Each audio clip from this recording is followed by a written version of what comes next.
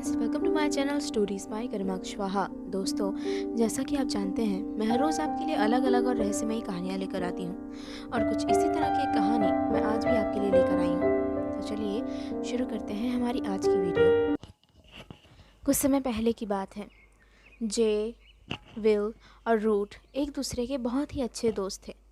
उन तीनों को ही हाइकिंग का बहुत शौक था और जब भी उन्हें वक्त मिलता था वो हाइकिंग के लिए जाया करते थे। और इसी तरह एक बार उन्होंने ठंड की छुट्टियों में हाइकिंग के लिए जाने का प्लान किया और उन्होंने ढूंढ निकाली एक ऐसी जगह जो हाइकिंग के लिए बहुत ही अनुकूल थी। उन तीनों ने ही वहां जाने का फैसला लिया। वो जगह काफ़ी खाली और ऊंचे नीचे रास्तों से भरी हुई थी। उन्हें ऐसी ही चीज़ें करना पसंद था।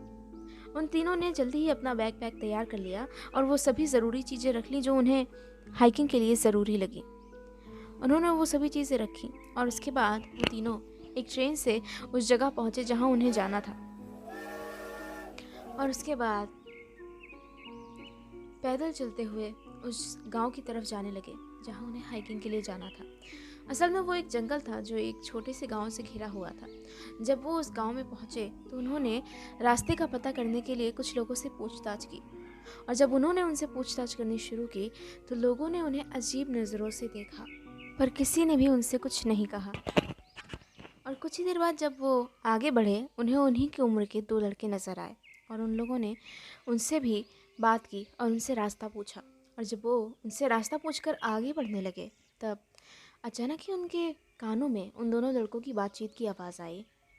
वो दोनों ही लड़के हंस रहे थे और एक दूसरे से बात कर रहे थे। ऐसा लग रहा था कि जैसे वो उन तीनों के बारे में ही बातचीत कर रहे हों। वो दोनों लड़के बोले, देख रहे हो इन्हें, ये शहर से आए हुए लगते हैं। मुझे तो लगता है पागल हैं, पागल। आखिर उस जंगल में जाने की हिम्मत कौन करेगा? इन लोगों को कुछ पता ही नहीं है। ये लोग बेवकूफ़ हैं, बेवकूफ़। हाँ, सही कह रहे हो। ये शहर वाले ना ऐसे ही होते हैं, घमंडी, अपने आप को न जाने क्या समझते हैं।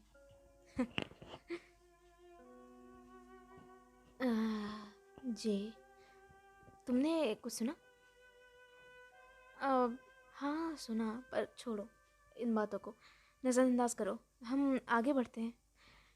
आखिर वक्त बहुत हो गया है और अंधेरा होने से पहले हमें वहाँ पहुँचकर अपना कैंप लगाना होगा।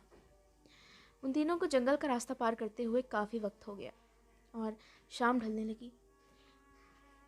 शाम ढलता हुआ देखकर उन तीनों ने ही आपस में बातचीत की और फैसला लिया एक जगह रुककर अपनी टेंट लगाने का। जे, तुम टेंट लगाने का सामान बाहर निकाल कर रखो और रूट, तुम जाकर जंगल से कुछ सूखी लकड़ियाँ ले आओ ताकि हम रात भर उन्हें जला सकें। लकड़ियों की वजह से जंगली जानवर हमारे आसपास नहीं आ पाएंगे। वैसे भी ठंड बहुत हो गई है। मेरे तो हाथ बिल्कुल ठंड के मारे सुन्न हो गए हैं। और तुम? मैं पास की झील से कुछ पानी ले आता हूँ और साथ ही साथ कुछ और सामान भी। ठीक है। उन तीनों ने ही काम करना शुरू किया और फिर अंधेरा होते होते उन लोगों ने अपना कैंप तैयार कर लिया। अंधेरा हो गया था और ये जंगल बहुत खाली था। वो तीनों आज से पहले कई जगह गए और कई जगहों पर उन्होंने अपना कैंप बनाया, पर आज तक इस तरह का जंगल उन तीनों में से किसी ने भी नहीं देखा था। ये जंगल बहुत सुनसान था और बहुत घना, दूरी तक फैला हुआ, और इसके आसपास जो झील बह रही थी वो भी देखने में बहुत खूबसूरत थी। वो तीनों ही वहाँ बैठे इसी बारे में सोच रहे थे। उन तीनों ने ही अपने साथ कुछ पैकेज्ड फूड लिया था और उसी से वो अपना पेट भर रहे थे और बातचीत करते जा रहे थे। ये जंगल कितना अजीब है ना। आज से पहले मैंने ऐसा बड़ा जंगल नहीं देखा, या मैं कहूँ खतरनाक। तुम सही कह रहे हो विल, मैं सच में यही कहने वाला था। मुझे भी ये जंगल थोड़ा डरावना लग रहा है। मेरा मतलब कि देखो ना, आज से पहले हम कभी ऐसे घने जंगल में नहीं गए, और यहाँ देख रहे हो दूर दूर तक फैले हुए ये पेड़। ऐसा लगता है कि ये जंगल कभी ख़त्म ही नहीं होगा। और और बीच बीच में जो ये खतरनाक जानवरों की आवाज़ें आ रही हैं, मुझे तो डर लग रहा है। पता नहीं रात भर नींद भी आएगी कि नहीं।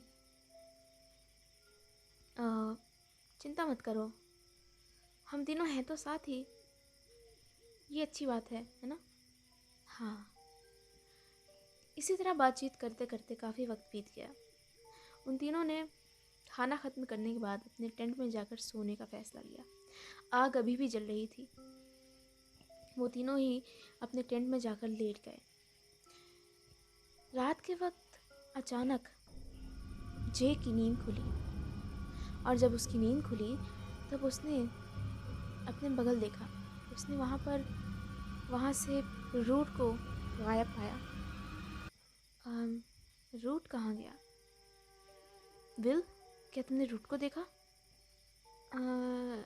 वो हो सकता है वो टॉयलेट गया हो। मुझे सोने दो, मुझे बहुत तेज नींद आ रही है। हाँ ठीक है। रूट का इंतज़ार करते हुए जे उसी तरह बैठा रहा, जबकि विल गहरी नींद में सो रहा था। तभी अचानक जे को पास की झाड़ियों से कुछ आवाज़ सुनाई पड़ी। टेंट के बाहर आग जल रही थी, जिससे कुछ कुछ रोशनी हो रही थी, और उस रोशनी के पीछे से ही किसी चीज़ की आहट आ रही थी।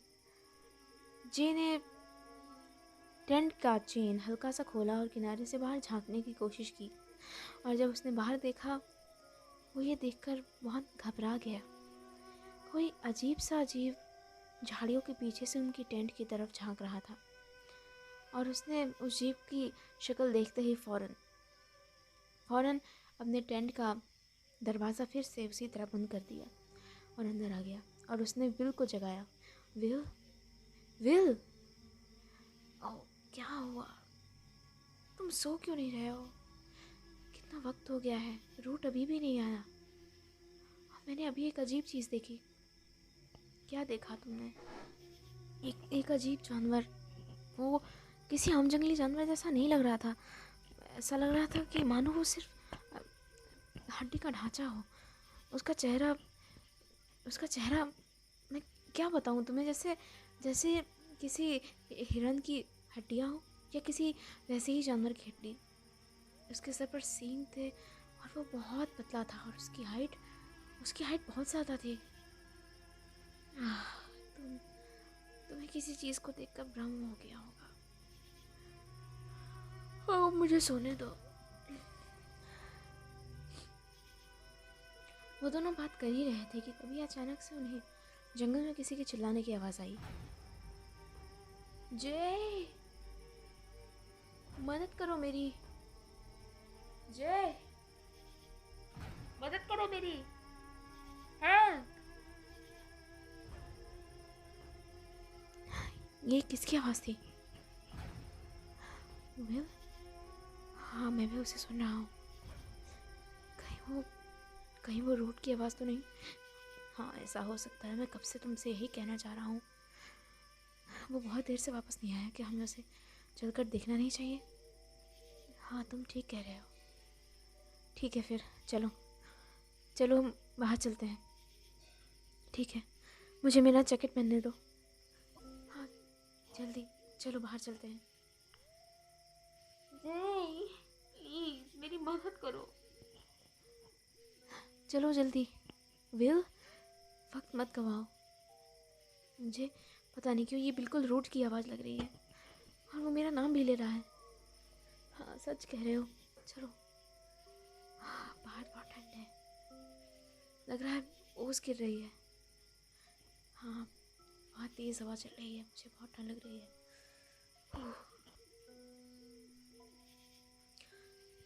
वो दोनों टेंट से बाहर निकल आए, और बाहर उन्होंने रूट को आवाज़ देनी शुरू की।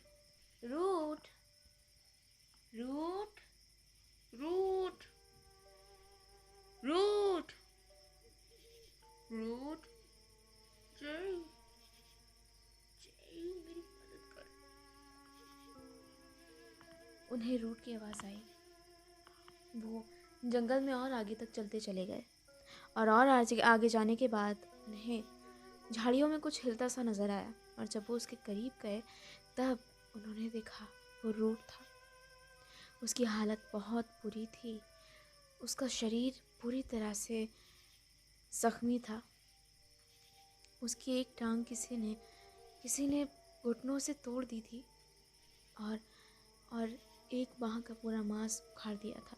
उसके शरीर से बहुत खून बह चुका था और वो पूरी तरह से घायल था। उसके शरीर पे और भी गहरे जख्म थे, उसके पेट पर, उसके चेहरे पर और उसके गर्दन पे, जिससे खून रिस रहा था। आसपास की पूरी ज़मीन खून से सनी हुई थी। ओह गॉड, रूट, ये क्या होगा? विल, ओह, इसे क्या हुआ? इसे क्या हो गया? मुझे मुझे नहीं पता। रूट, कैसे हो तुम? क्या तुम ठीक हो रूट? तो दोस्तों, इसी के साथ खत्म होती है मेरी आज की वीडियो अगर आपको पसंद आई हो तो प्लीज़ मेरे चैनल को ज़रूर सब्सक्राइब कीजिएगा और वीडियो को लाइक और शेयर ज़रूर कीजिएगा। इस कहानी का अगला भाग भी मैं आपके लिए जल्दी ही लेकर आऊँगी।